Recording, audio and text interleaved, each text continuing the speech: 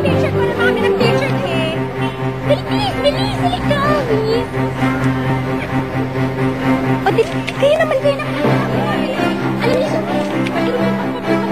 sure, wait lang ah. Joanna ba?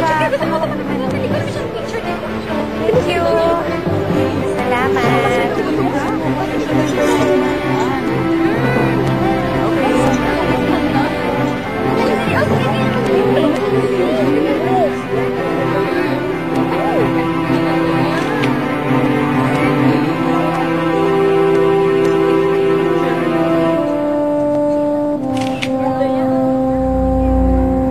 Sige, mag-enjoy ka na.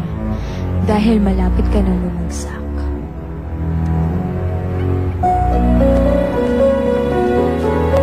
Ibig sabihin kaya nito, si nanay ko yung sinasabi ni tatang na asawa niyang napahiwalay sa kanya?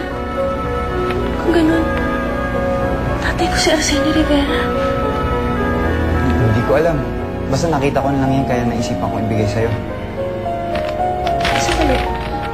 Nakalagay dito, June 11, 1990. Ang sabi ng lolo ko, namatay daw yung tatay ko noong 1989. Pero kung si Arsenio Rivera nga ang tatay mo, paano na nasulat yan ng 1990 kung namatay na siya ng 1989? Isa lang ang ibig sabihin nito. Kung si Arsenio Rivera ang tatay ko at sinulat na tong kantang to noong 1990, maaaring hindi mapatay ang tatay ko gaya ng sinasabi ng lolo ko, Eric. May posibilidad pa na nabuhay ang tatay ko.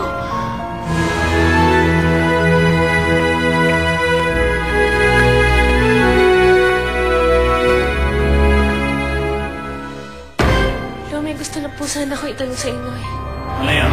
May iniwang komposisyon si Arsenio Rivera para kay nanay. Si Arsenio Rivera po ba ang tatay ko? Patay na ang tatay mo! Lolo!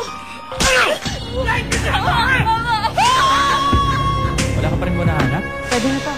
Kailangan nating humanap ng tao na gagawa ng plano natin. Oh my God!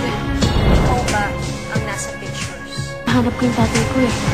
Pero tama-tama ang dating mo. Inaayos ko muna kung tirang ng gamit ni Tatang. Kung gusto mo, tingnan mo na lang. Baka sakaling makita mo na hinahanap mo.